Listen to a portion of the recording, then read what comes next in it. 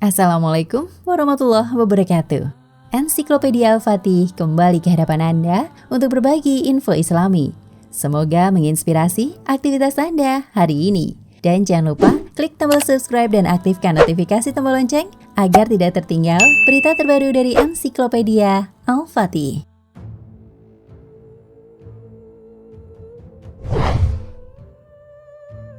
Makhluk ciptaan Allah dapat dibedakan antara yang bernyawa dan tak bernyawa. Di antara yang bernyawa adalah jin. Kata jin menurut bahasa Arab berasal dari kata ijtinan, yang berarti istitar atau tersembunyi. Jadi jin menurut bahasa berarti sesuatu yang tersembunyi dan halus. Sedangkan setan adalah setiap yang durhaka dari golongan jin, manusia atau hewan. Iblis adalah gembongnya setan. Apakah jin itu? Abu Bakar, seperti dikutip Imam Jalaluddin Suyuti dalam buku Luqata Al-Marjan fi Al-Ahkam Al-Jahan mengatakan, asal jin itu diciptakan dari api, tetapi kemudian mereka didinginkan. Jisim mereka dibuat kasar dan diciptakan bagi mereka sifat-sifat lain, sehingga mereka keluar dari sifat apinya. Atau Allah menciptakan mereka dari beraneka ragam bentuk atau ciri yang bermacam-macam. Hanya orang-orang tertentu yang dapat melihat mereka. Sedangkan orang yang tidak diberikan penglihatan untuk melihat tidak bisa melihat mereka. Mereka adalah jasad yang lembut dan halus.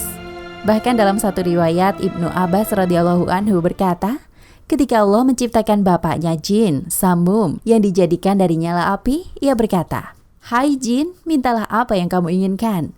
Jin menjawab, "Kami berharap agar kami dapat melihat manusia, tetapi kami tidak terlihat mereka. Agar kami menghilang di bawah tanah, dan kami tidak mati dalam keadaan tua renta, melainkan kembali muda dulu."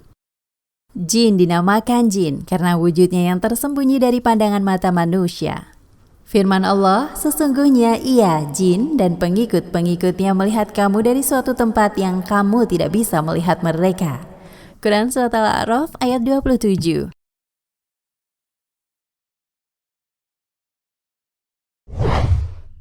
Asal kejadian jin. Kalau manusia pertama diciptakan dari tanah, maka jin diciptakan dari api yang sangat panas.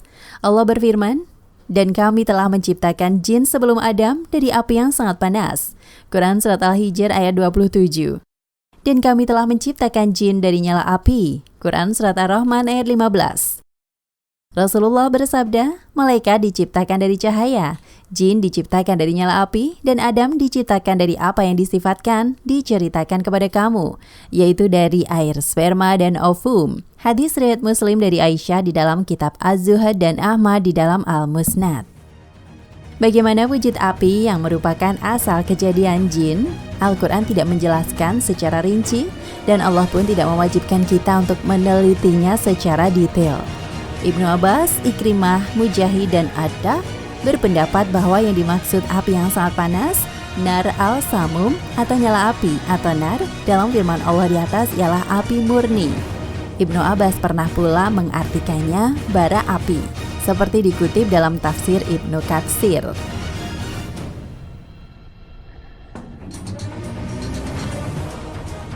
Mengubah bentuk. Setiap makhluk diberi Allah kekhususan atau keistimewaan tersendiri. Salah satu kekhususan jin ialah dapat mengubah bentuk. Misalnya jin kafir atau setan pernah menampakkan diri dalam wujud orang tua kepada kaum Quraisy sebanyak 2 kali. Pertama, ketika kaum Quraisy berkonspirasi untuk membunuh Nabi SAW di Mekah.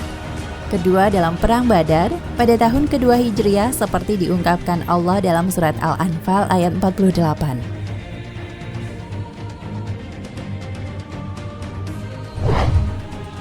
Apakah jin juga mati?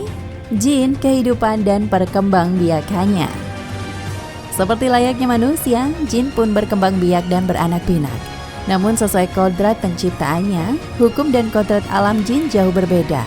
Ia makan, minum, dan bersenggama berdasarkan ketentuan yang telah digariskan Allah Subhanahu wa Ta'ala kepadanya. Tak aneh bila jin juga butuh hidup bermasyarakat, berkelompok, dan berkeluarga sebagaimana lazimnya manusia. Bahkan lebih dari itu, golongan jin pun ada yang beribadah, ada yang tidak, serta ada yang baik dan ada pula yang jahat. Jin yang baik dan taat adalah jin muslim. sementara jin yang jahat disebut jin kafir atau setan. Mereka ini nantinya juga akan dituntut pertanggungjawaban amal ibadahnya di hadapan Allah Subhanahu wa Ta'ala. Mereka beranak pinak seperti layaknya manusia. Bahkan kaum jin jumlahnya bisa lebih banyak daripada anak Adam. Perbandingannya pun bisa jauh berbeda. Bila manusia melahirkan 1 anak, maka jin melahirkan 9 anak. Ibnu Abdil Bar, Ibnu Jarir, Ibnu Al-Muzir, Ibnu Abi Hatim, dan Al-Hakim meriwayatkan dari Abdullah bin Umar. Ia berkata, Allah membagi manusia dan jin menjadi 10 bagian. 9 diantaranya adalah jin dan 1 bagian lagi manusia. Setiap manusia melahirkan 1, namun jin melahirkan 9. Perkembangan jin yang luar biasa ini ternyata membuat bangsa jin hidup dengan aneka ragam bentuk dan rupa. Di antaranya mereka ada yang pendek, ada yang panjang, ada yang merah, ada yang coklat dan putih. Bentuk mereka pun ada yang bagus, ada pula yang buruk. Dan sesuai dengan bentuknya yang asli, maka jin mempunyai kemampuan untuk berubah bentuk sesuai yang mereka kehendaki. Ia bisa menjelma menjadi manusia dan bentuk-bentuk hewan seperti anjing, kucing, ular, dan yang lainnya. Dalam hadis yang diriwayatkan oleh Imam Tobroni, Rasulullah Shallallahu Alaihi Wasallam bersabda, jin itu ada 3 macam. Ada jin yang mempunyai sayap dan terbang di udara, ada yang berbentuk ular, dan ada pula yang menetap dan berpindah-pindah.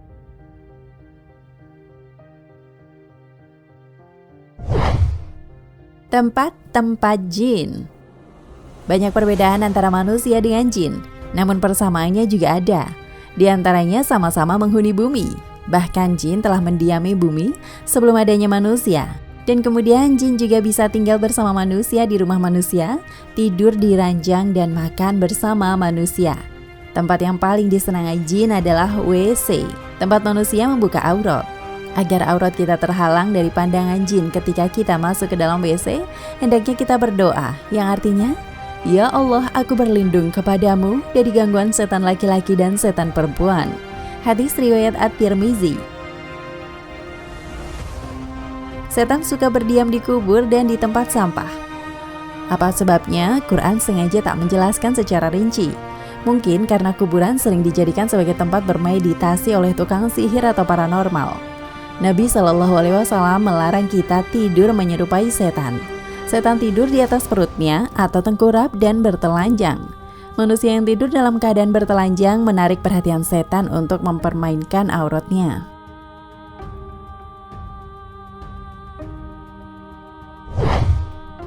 Setan selalu mendampingi manusia. Sudah menjadi komitmen setan akan senantiasa menggoda manusia agar durhaka kepada Allah. Oleh karena itu, setan terus-menerus mengincar manusia. Setiap saat menyertai manusia, sehingga setan itu disebut pula sebagai korin bagi manusia. Artinya yang menyertai manusia.